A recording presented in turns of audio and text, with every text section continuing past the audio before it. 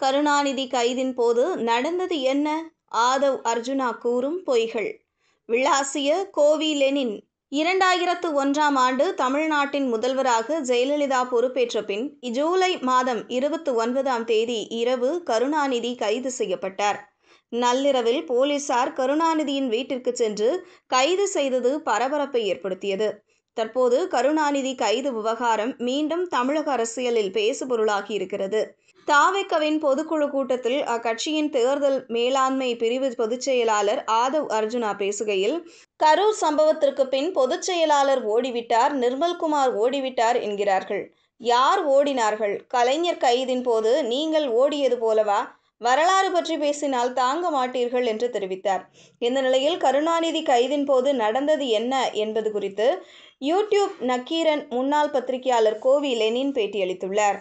அதில் கோவி லெனின் பேசுகையில், ஜெயலலிதா ஆட்சி அமைந்ததும் அவர் எல்லா தரப்பு மீது ஒரு தாக்குதலை நடத்தி கொண்டிருந்தார்.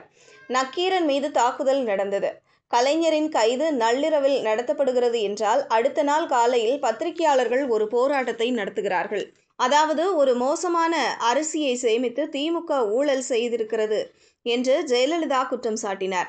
அப்போது பொன்முடி விழுப்புரத்தில் உள்ள சேமிப்பு கிடங்கிற்கு சென்று ஆய்வு செய்து காட்டினார். அந்த அரிசி நல்ல அரிசியாக இருந்தது. ஜெயலலிதா தவறான குற்றச்சாட்டை முன்வைக்கிறார் என்று பொன்முடி குற்றம் சாட்டினார். இது தொலைக்காட்சியில் ஒளிபரப்பான போது அந்த கேமராமேன் கைது செய்யப்பட்டார். இதனை கண்டித்து பத்திரிகையாளர்கள் போராட்டம் நடத்தி பேரணியாக சென்றோம். அப்போது ஏராளமானோர் கைது செய்யப்பட்டு வேப்பேரி காவல் நிலையத்தில் வைக்கப்பட்டிருந்தோம். சென்னையின் முக்கியமான பத்திரிகையாளர்கள் அனைவரும் அங்குதான் இருந்தோம். இந்த நேரத்தில் ஜெயலலிதா தரப்பில் வேறொரு திட்டத்தில் இருந்தது. மேம்பால ஊழல் வழக்கில் அவசரமாக எஃப்ஐஆர் பதிவு செய்யப்பட்டது. அப்போது ஸ்டாலின் 2வது முறையாக மேயராக இருந்தார். அந்த எஃப்ஐஆரில் ஸ்டாலின் பெயரும் இடம்பெற்றது. இது பத்திரிகைகளில் கூட பெரிதாக வெளிவரவில்லை. அதன் பின் பத்திரிகையாளர்கள் விடுவிக்கப்பட்டனர். இரவில் ஓய்வு எடுத்த போது 1:30 மணிக்கு எனக்கு தகவல் வந்தது.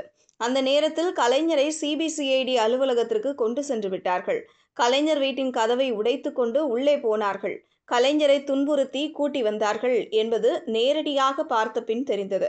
பின்னர்தான் மத்திய அமைச்சர் டிஆர் பாலு அங்கு வந்து கேட்டை திறங்கள் என்று சண்டை போட்டார். நாங்கள் சிபிசிஐடி அலுவலகத்தில் இருந்துதான் கலைஞரை பின்தொடர்ந்து செல்கிறோம். நாங்கள் வைக்கப்பட்டிருந்த வேப்பேரி காவல் நிலையத்திற்கு கலைஞர் கொண்டு செல்லப்பட்டார். அதன் பின் மாறன் கேள்வி எழுப்பிய போது அவரையும் காலினை பிடித்து தூக்கிவிட்டார்கள். அதனால் காலினை பிடிக்காதீங்க என்று சொல்லும்போது 2 பேரை அடித்து விட்டார். அதன்பின் மாறனுக்கு நெஞ்சிலேயே அடி விழுந்தது. இன்னொரு பக்கம் கலைஞரின் கார் எங்கோ செல்கிறது. தொடர்ந்து மாவட்ட நீதிபதி அசோக்குமார் வீட்டில் ஆஜர்படுத்துகின்றனர். கனிமொழி, செல்வி, அன்பழகன் என்று ஒவ்வொரு நபராக வரத் தொடங்கிவிட்டார்கள். பின்னர்தான் கலைஞர் நக்கீரனின் இணை ஆசிரியர் கொடுத்த தாளில் அநீதி வெல்லும், அறம் வெல்லும் என்று எழுதி கொடுத்தார். இன்னொரு பக்கம் ஸ்டாலின் பெங்களூருவில் இருந்தார். கலைஞரை கைது செய்து விட்டார்கள் என்று தெரிந்த பின் சாலை வழியாக காலை 11 மணிக்கு நீதிபதி அசோக்குமார் வீட்டிற்கு வந்துவிட்டார். பின் ஸ்டாலினை ரிமாண்ட் செய்தார்கள். வீட்டிலிருந்து வெளியில் வந்த பின் இது பொய் வழக்கு என்றெல்லாம் கூறிவிட்டு நாங்கள் பார்க்காத ஜெயிலா என்று தெரிவித்தார். இதுதான் அன்று நடந்தது என்று கோவி லெனின் தெரிவித்துள்ளார்.